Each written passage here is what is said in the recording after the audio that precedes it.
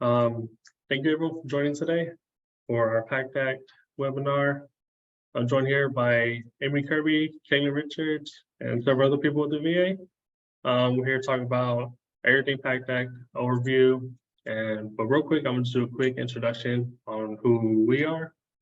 My name is Diego Laredo. I'm the Digital Marketing Outreach Specialist here at Farmer Veteran Coalition. I handle social media, emails, outreach, webinars, podcasts, all stuff like that. Farmer Veteran Coalition, as hopefully you all know already, we help veterans transition into farming, finding careers in agriculture. Follow us on Facebook, just look up Farmer Veteran Coalition. We're on Facebook, Instagram, Twitter, LinkedIn, YouTube. This webinar is being recorded, so it will be available later on to be viewed on our YouTube channel.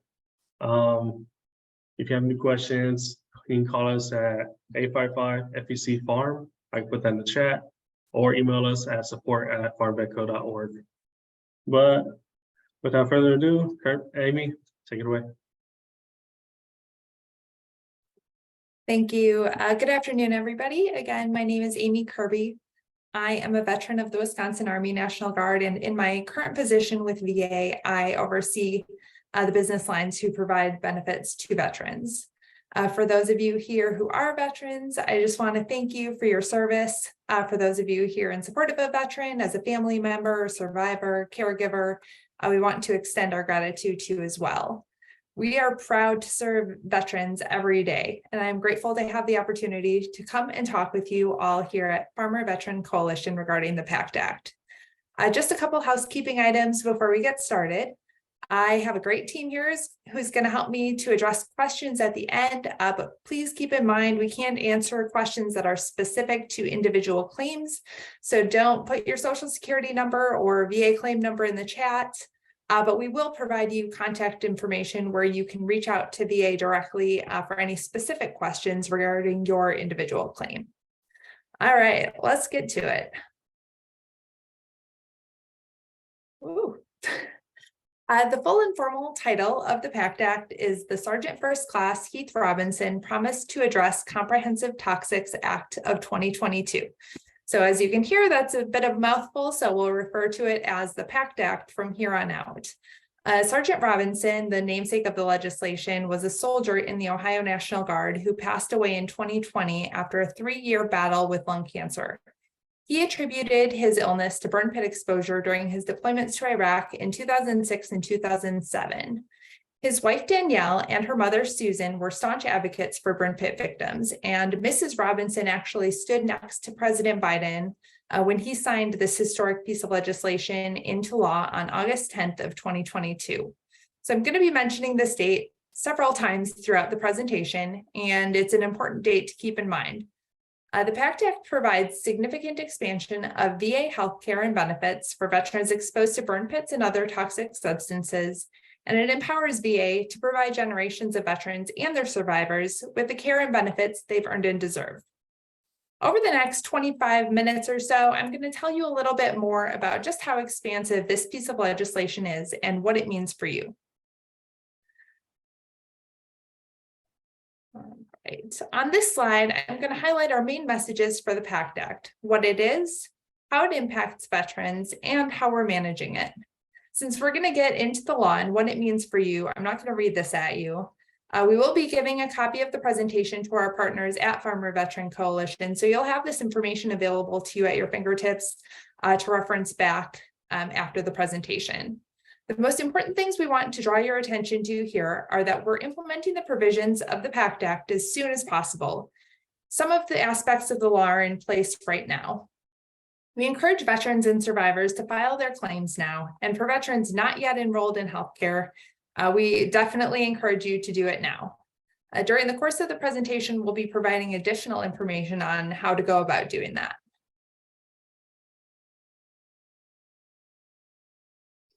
I totally get this slide looks very overwhelming. It's a lot of information to cram into a small space, but bear with me. It's a visual representation of the fact that this law is just super expansive.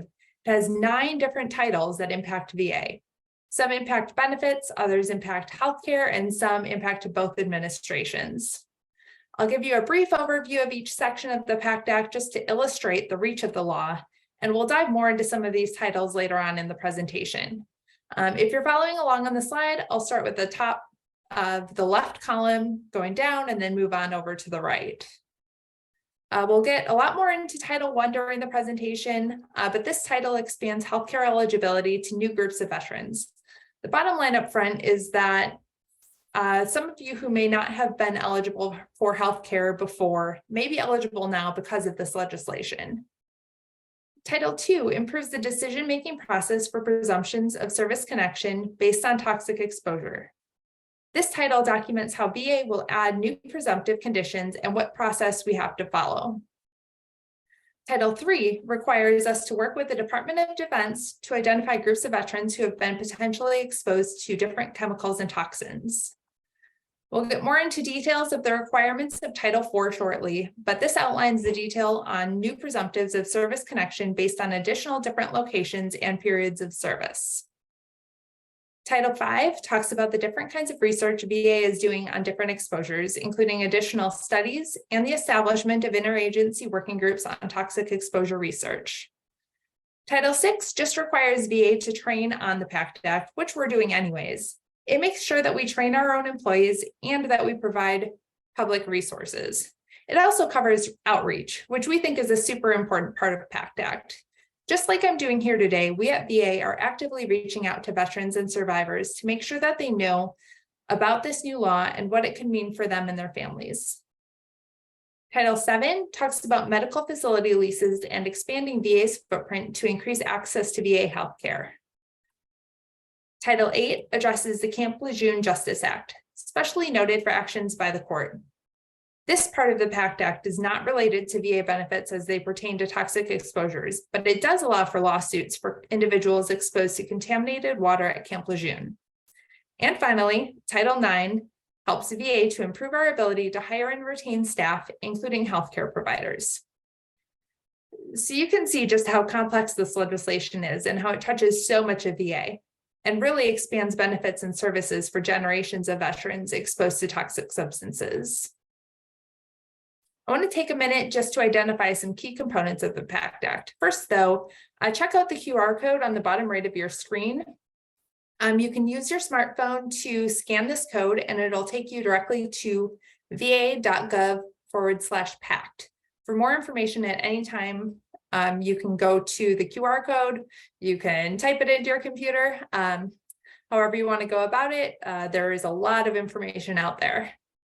So back to all things PACT. From the expansion of healthcare to many veterans of different periods of service to the expansion of benefits, the PACT Act also improves how we make decisions on new presumptive conditions. It'll make sure we screen veterans coming into our healthcare facilities for toxic exposures. It'll provide education and training to our VA healthcare staff and claims processors, expand our research capabilities, and help us hire and expand our healthcare footprint in order to enhance veteran access to healthcare. So let's get into what this means for veterans. First, the PACT Act expands some locations for veterans presumed to have been exposed to radiation, including the cleanup of Inuitak Atoll in the Marshall Islands, cleanups off the coast of Palomares, Spain, and the response to a fire at Thule Air Force Base in Greenland. This makes it easier for veterans to get benefits for disabilities they may have as a result of radiation exposure. What this means is that if a veteran served in one of these locations on the left during one of the corresponding time periods on the right, VA is now presuming that he or she was exposed to radiation and may now be eligible for benefits and healthcare related to that exposure to radiation. All right, and getting into those conditions. The PACT Act establishes presumptions of service connection for over 20 conditions related to various in-service exposure to toxic substances. All of these conditions are related to Gulf War toxins except for hypertension and monoclonal gammopathy of undetermined significance, or MGUS, which are both related to herbicide exposure. You'll see several respiratory conditions listed here, including asthma, sinusitis, and rhinitis, as well as several cancers, including head and neck cancers and other rare respiratory cancers. The most important thing I want to say about this slide is that all of these conditions are effective on August 10th of 2022, the date the law was signed. We at VA are celebrating the fact that we're making all of these conditions effective that day instead of phasing them in over the course of multiple years as the legislation was written. The PACT Act also includes screenings for all veterans enrolled in VA healthcare. So anytime a veteran comes into a VA facility, they'll be assessed with a quick series of questions to identify and document any potential exposures to toxins during military service. These questions help to determine if you might be eligible for additional benefits or care. This is not only going to support a veteran's long-term health care, but it'll help develop a whole healthcare plan for the veteran. And it may also indicate if a veteran might be eligible for additional benefits. The screening will ask if you think you were exposed to any of these hazards while serving: open burn pits and other airborne hazards, Gulf War related exposures, Agent Orange, radiation, Camp Lejeune contaminated water, or other exposures. This screening is happening at VA healthcare facilities now, and you can ask about it at your next VA healthcare appointment. Or if you don't have an upcoming appointment scheduled or you want to get the screening sooner, you can absolutely contact your local VA health facility. Okay, let's talk a little bit about research and what PACT does for creating new exposure presumptives. VA has a long history of research and medical breakthroughs, and the PACT Act makes it clear that that won't change. Not only does the PACT Act require studies on all of these things here, from health trends to post 9/11 veterans to the effect of various toxic exposures, but it also formalizes our presumptive decision-making process that VA can streamline presumptions of service connection based on toxic exposures in a clear and transparent manner. So what that means to you is that VA will continue to gather as much science and evidence as possible to move swiftly on veterans facing serious illnesses due to military exposures. We'll work with our partners, both internally and externally, to reduce the time it takes to reach presumptive decision, increase transparency in the decision-making process, and incorporate new and broader sources of science and data to evaluate possible presumptive conditions. So research continues to be a big part of what we do at VA. And the PACT Act is just going to continue that tradition of research. PACT Act also expands healthcare eligibility for many veterans. We encourage you to apply no matter what your separation date. Your eligibility depends on your service history and other factors.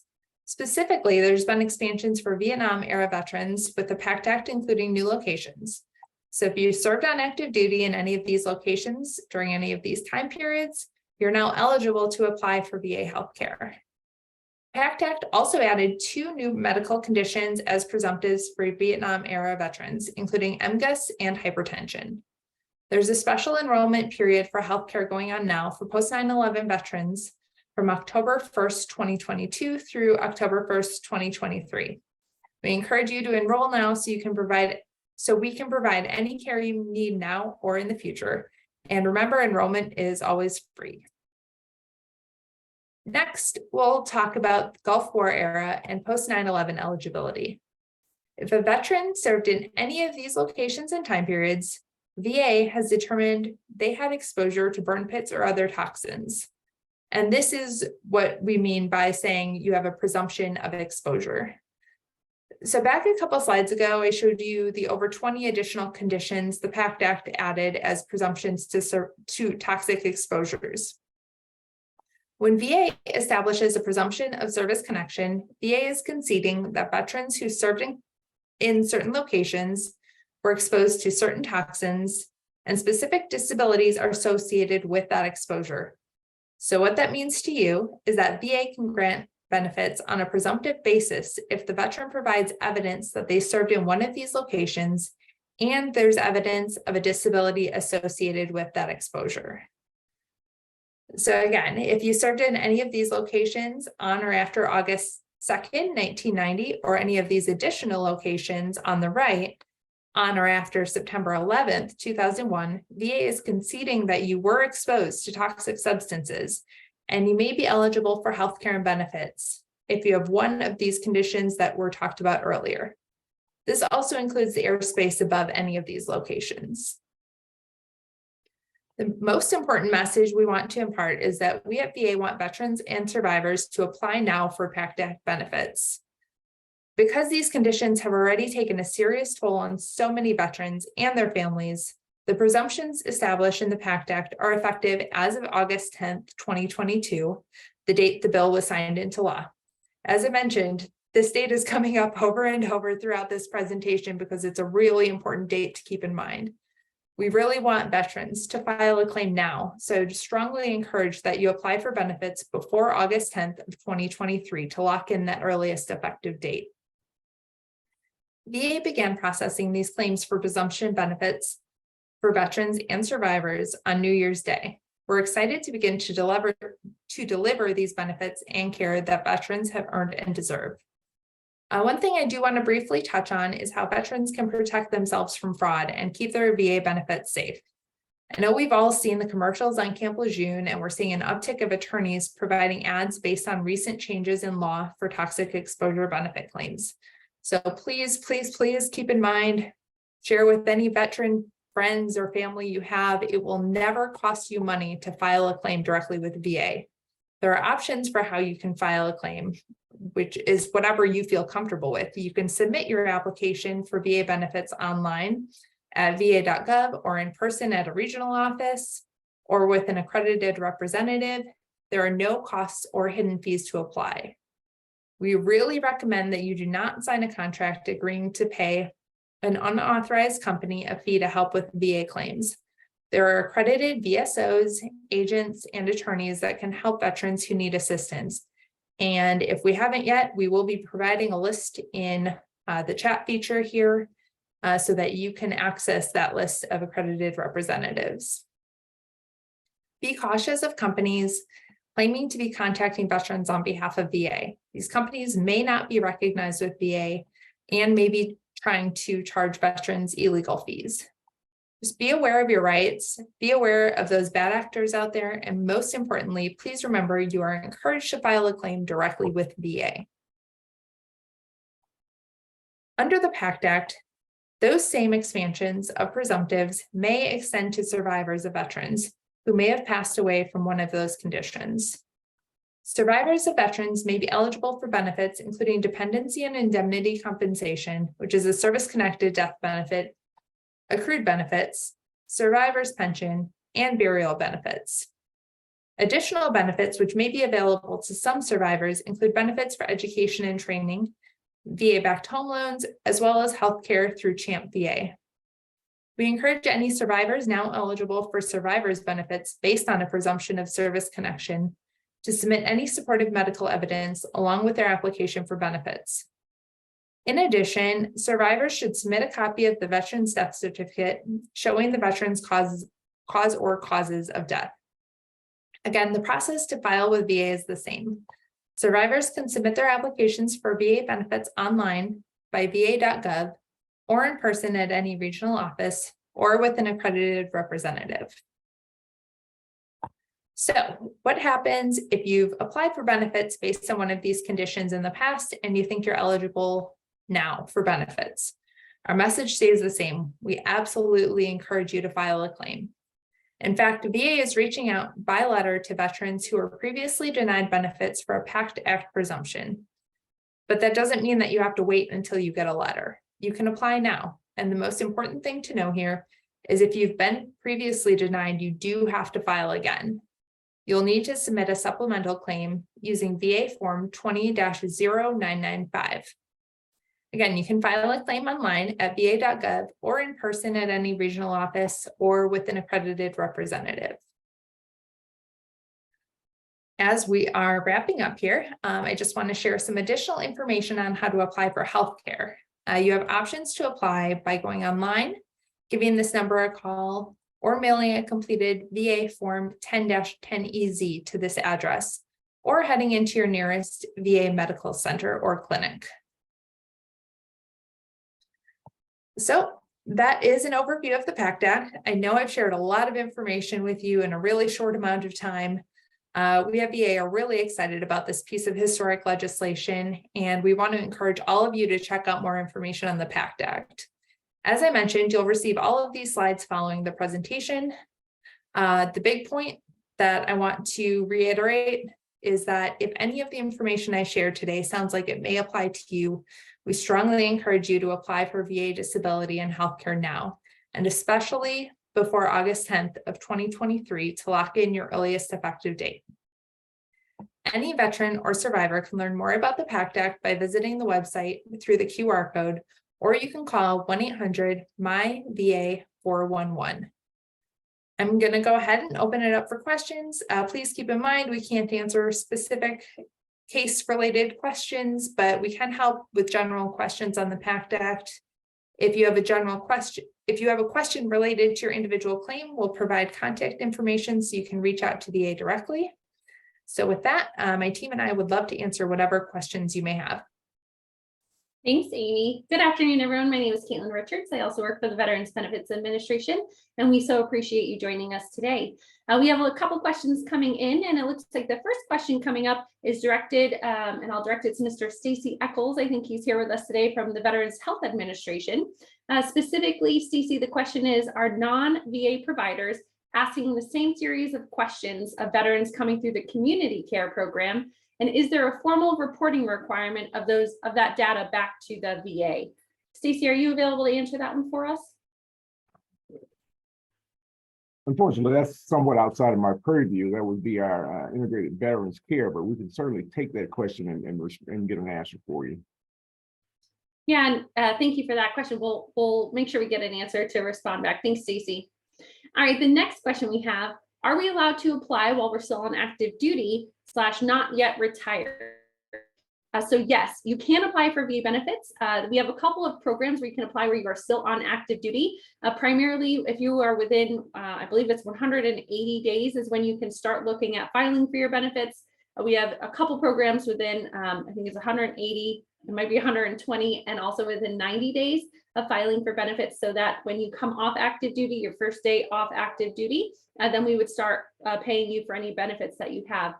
Specifically, one of our programs is called IDES. I'll have to go back and look what that acronym is, unless somebody on the line can, from my team, can speak up and explain what IDES is specifically. But you can apply for benefits while you are still on active duty, but you have to be within your, I believe it's 180 days of your retirement date. So I'll make sure we paste in the chat that link for IDES and filing for those claims while you are still on active duty. The next question we have, are non-VA researchers eligible for VA research funding to study the topics required under the PACT Act? That sounds like a very important question, and not a question that I specifically have that information for. Right up front, I don't think that they would be eligible for VA funding, but again, that one is a very good question that I'll have to take and see what we can find out for an answer for that. The next one, will they update it in the future for other places? I was in Mosul and lived next to a burn pit and depleted uranium dump for a year. So of course, this question is coming in from Mr. Chris McKay. Thank you, Chris, for asking that question. Certainly, there are a lot of opportunities as well. This PACT Act targets certain and specific areas where we are adding presumptive conditions, but there are lots of other places where VA has already identified that there is exposure or conditions. And so our recommendation is, if you believe you have a disability that is related to your military service, please go ahead and file for service connection for that disability. It might not be related specifically to the PACT Act and what we're talking about here today, but there are a lot of circumstances and individual exposures and experiences and events that do allow for you to have service connection for those disabilities. So please don't limit yourself just because the PACT Act only has certain ones listed. Please, if you have a disability related to your military service, go ahead and file for service connection for those disabilities. And as Amy mentioned before, we strongly encourage that you go ahead and work with a veteran service organization or a free organization a veteran service officer who can help you processing your claim and working with your claim. Earlier in the presentation, I pasted a bunch of links specifically to how to contact VA if you have individual questions that would require us looking at your claims file. And also a couple opportunities how you can reach to us to have a virtual appointment. You can also go into any of our 56 regional offices and meet with us, or you can also go into the VA medical facilities and some individuals there can help address some of those basic questions or refer you to the right resources if you have those questions. So again, specific to your circumstance, Chris, if you have more questions about that, don't hesitate to file for benefits. And I encourage you to work with a veteran service organization to help answer some of those questions and help you complete that paperwork. The next question we have coming in about the presentation, how to step away, will the recording be made available? So yes, we have Diego on the line with us, and Diego is recording the session, and he will be sharing it out for you all to be able to reflect back on and look at in the future, or again, to share with friends or family. Our biggest thing is to make sure we're getting this in front of veterans and asking you to please share it with your friends, your family, your coworkers, whomever it may be, so that we continue to share and spread the word about the PACT Act and the passing of the PACT Act. As Amy was mentioning earlier, and in case you missed it, the date that we're really trying to get in front of everybody is before August 10th of 2023. That is the cutoff for when we passed the PACT Act last year, August 10th of 2022. So if you file for your benefits now or before that date, and if you are granted service connection, then your effective date would date back to that time frame. So that's why we're encouraging you, your friends, family, whomever it might be, to get your application in before August 10th of 2023. However, if you're not able to, or you're not sure, or you don't have time, if you file after that date, you can still be service connected. We would just go back to the date from when you file for your benefits versus that earlier effective date. The next follow-up question, I think to the earlier one, if they're not asking that series of questions, why not? So I think this is related to the community care. So our community care providers that we have out there are generally physicians that are private physicians who are helping to make sure that the veteran can be seen, can be addressed.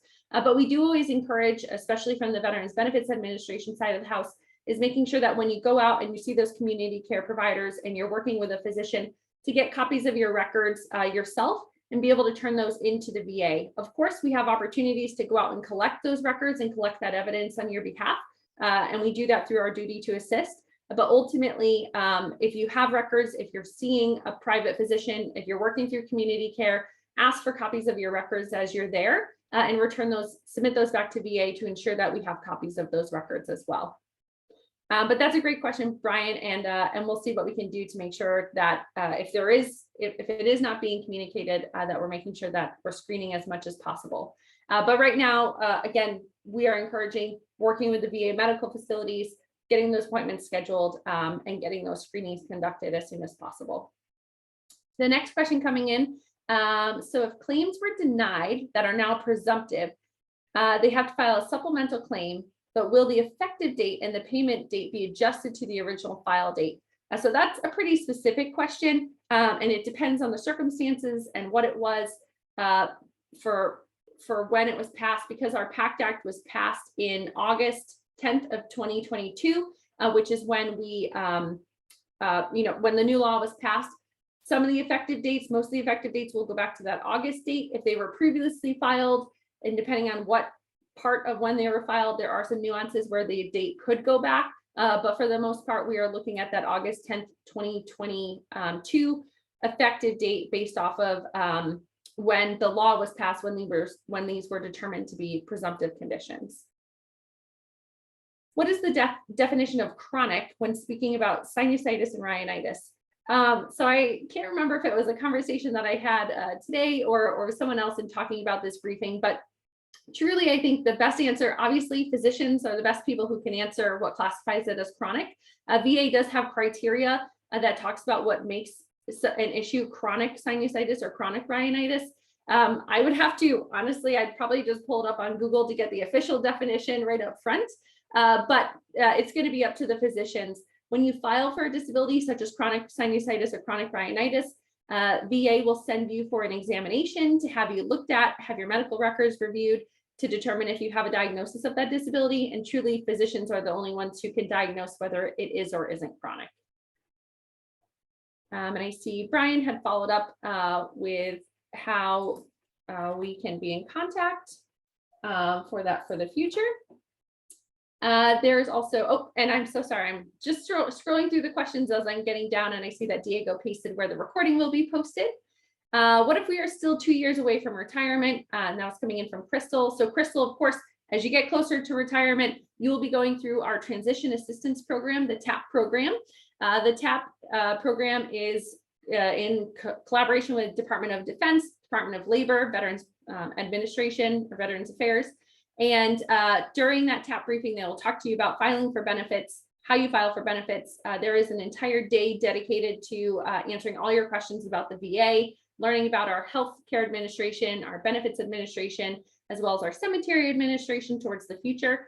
So you will, as you get closer, have a lot of resources and a lot of access to get information about VA benefits and filing for benefits. So again, if you have any disabilities at that time as you're getting out of the service, they will work with you to help you file for help you file for your claims and whatever that might entail, or whatever questions that you have at that time.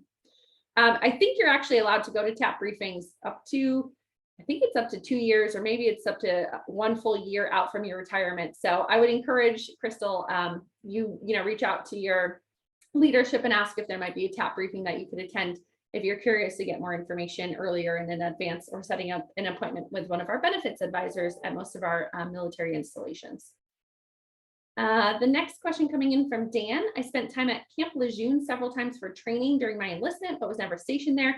How would I go about establishing that I was there? So for the most part, if you have been to Camp Lejeune, it should be documented in your personnel records, which shows everywhere where you went. Those personnel records, and I have looked at them for many years now, even those who served in Vietnam, Korea, Thailand, other places, almost everywhere you've been for the most part is documented in your personnel record. Of course, if it is not listed there, we have other opportunities that you could prove that you were there with working through getting a statement, what we would call a buddy statement, saying that you were there, you served with this individual, and they can attest that you were there.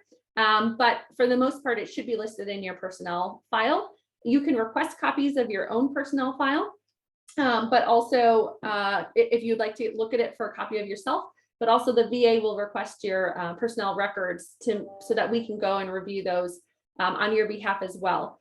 For you, if you're filing that you have a disability related to Camp Lejeune, again, all you need to do is fill out our paperwork, the 21-526EZ, filing your claim with your disability, your diagnosed disability that you have, that you believe is related to your exposures. And we can, and VA will go and collect those records for you and review on your behalf. And I do see, oh, it looks like this one just came to me. So pre-discharge, Carrie on my team pasted it, but let me make sure that I send this out. And it may have actually gone out to everyone. So I apologize if this is duplicative. Yeah, it did. I inadvertently texted it just to you, but Leah actually put it in the chat for everybody.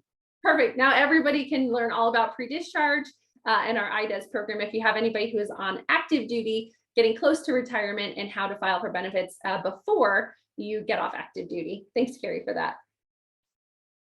All right, so the next question I see from Bill: as of now, I do not think I have any presumptive conditions. However, I did live, work in close proximity of multiple burn pit locations in Iraq.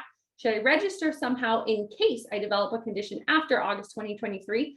So of course, Bill, it is not limited within this year that you have to file for benefits. If you do have a disability that's diagnosed in the coming years, please come back, file for those benefits whenever that happens. But I hope for your sake that it does not, as well as everybody else's sake who's on this call as well. But what you can do, Bill, is reach out. That is what Amy was talking about previously with our toxic screening. If you are a veteran, you can contact the Veterans Health Administration, get an appointment scheduled, and get that toxic exposure screening scheduled. You do have to enroll through VA healthcare eligibility to make sure you qualify, and so you have to be an enrolled veteran in VA healthcare to go and have that, and to get that scheduled for your toxic screening. But certainly that is the point of the toxic screening, is to have an assessment, get looked at, and be checked for anything that could be related to the PACT Act. The next question coming in is, can 100% disabled veterans apply? Yes. So I do like to always encourage anybody, even if you are already 100% service connected, or you have a friend, a family member who is, any disabilities that you have that are related to your military service, or that you believe are related to your military service, you should file for those benefits. The reason I say that is because once you pass, if you die because of your service-connected disability, there are additional benefits that could be available to your family, your spouse, and if anybody else was dependent on you. There are some opportunities for them to file for benefits. So I do encourage anyone who is has a disability that they believe is related to their military service, even if they're 100% service connected, to still file for that disability so that it is accounted for, reviewed, and addressed on your record in case that is the reason that you pass in the future. All right, now I see all the IDAS postings.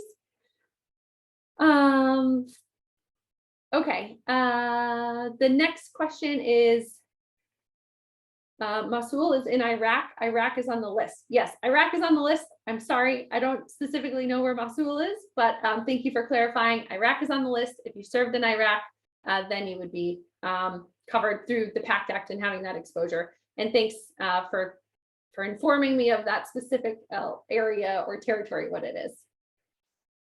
All right, this next question coming in.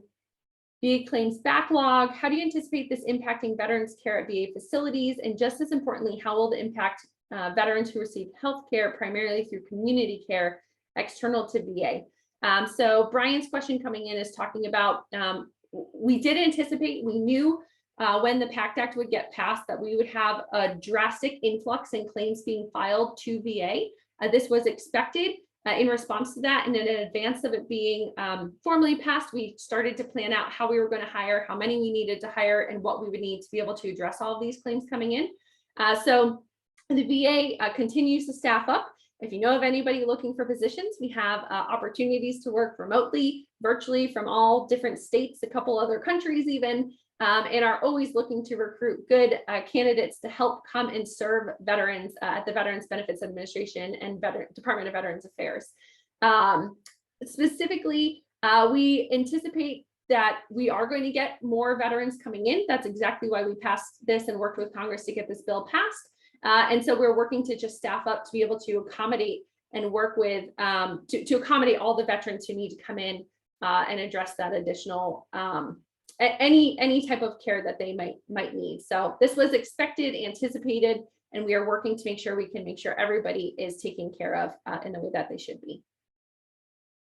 The next question coming in, I'm going to direct this one over to Carrie. So the question, Carrie, coming in is, who can file on behalf of a deceased parent? Would all children need to file together, or could the executor of the estate or any of the children file? And Carrie, I'm not sure if you can address that one for us. I'll read it again. Who can file on behalf of a deceased parent?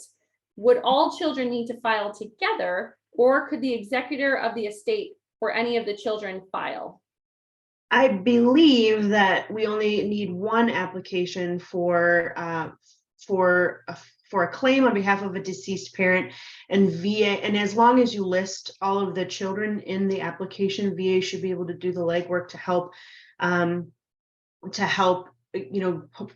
provide the award to whoever is the beneficiary on that award. So I think we only need one application for those claims. Thanks, Carrie. All right, the next question coming in, I said it several times, and that's perfectly fine. We're drilling it in there. So August 10th, 2023. So we need to make sure if you're trying to get in front of preserving that earlier effective date that dates back 1 year, you need to make sure you file your claims before August 10th of 2023. And I see Julie answered that one too. So thanks, Julie. Should have just looked a little bit lower for that one, but it's good to hammer it out there, make sure everybody has it. All right, couple more questions I see.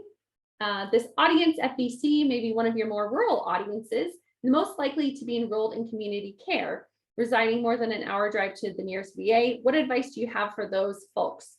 That's a great question. I'm not sure. I did not bring someone specifically with me from community care from our, or who supports community care from our Veterans Health Administration.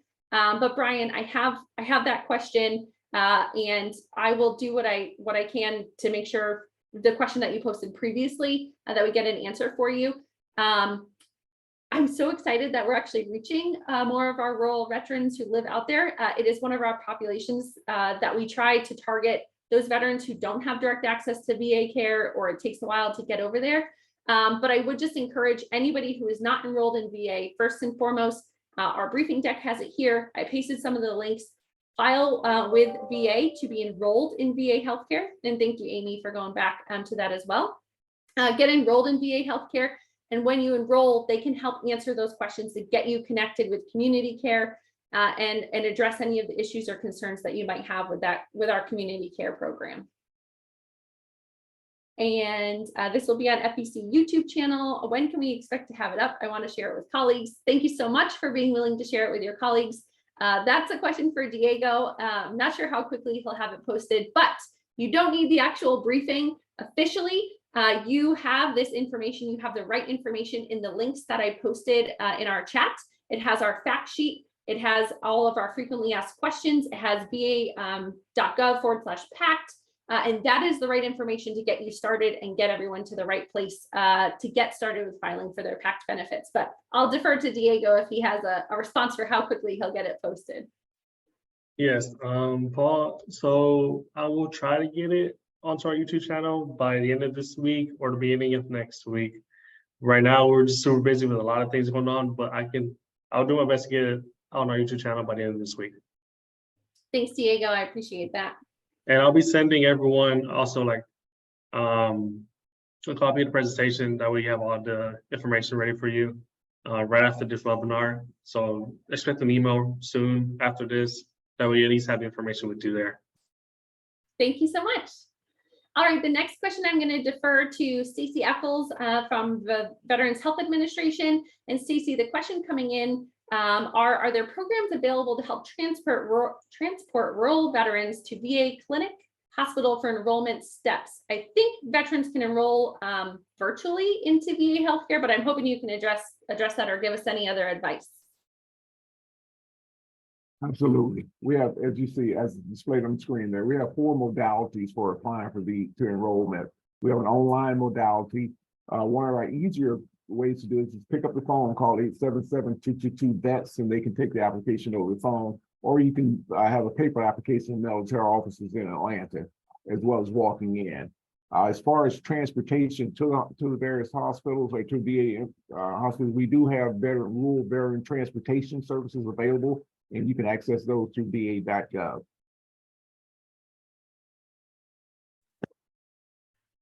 All right. Thank you, Stacey. Appreciate that. Okay, we have a few minutes left here for any questions. And I know some of the questions were coming into our question and answer and working to get those addressed for you in that question and answer box as well. I do see a question that came in. Where can I get a complete list of the partnerships VA has regarding organizations and partners that are looking into the adverse health effects of JP5 exposure? That is a very specific question that I don't have a very specific answer to.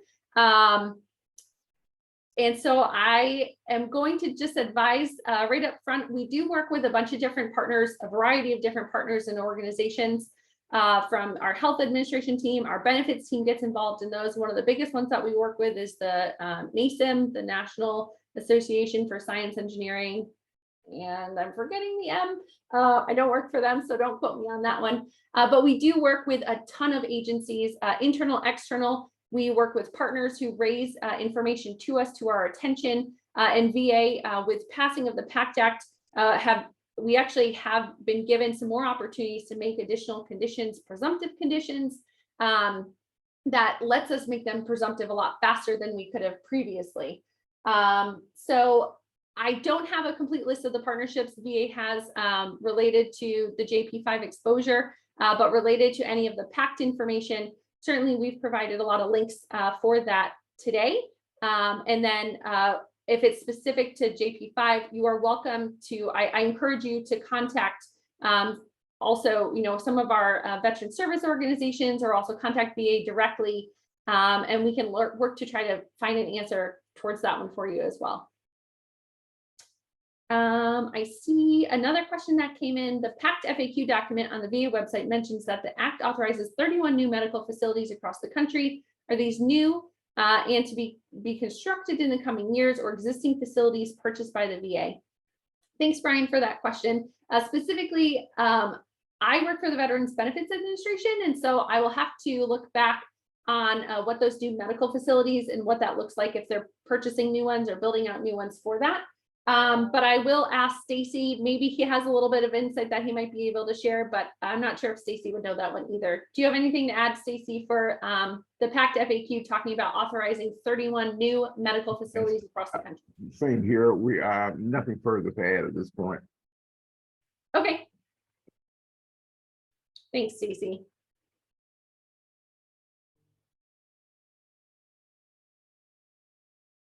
All right, yes, and also the Farmer Veteran Coalition, they certainly can help address anything that you have related to Farmer Veteran Coalition, or any questions you may have for them too.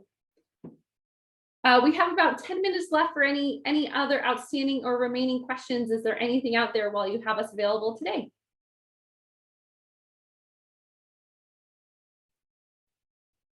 Thanks, Brian. Well, I truly appreciate this opportunity to come to you, speak with you, share this information. And the biggest thing I can ask as you're completing your own application is you're filing for benefits and figuring out what the conditions are based off of what Amy shared with you earlier.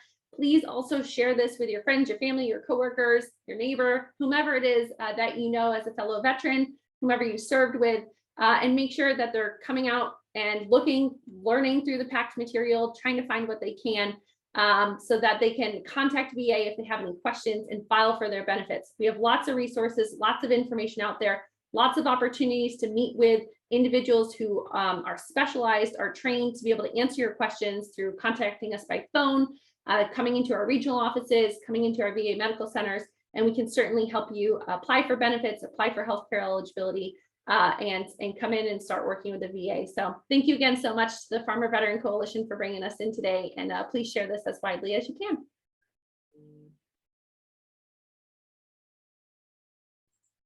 Last question I see, sorry Diego, I'm going to cut you off. Where are the job postings for VA?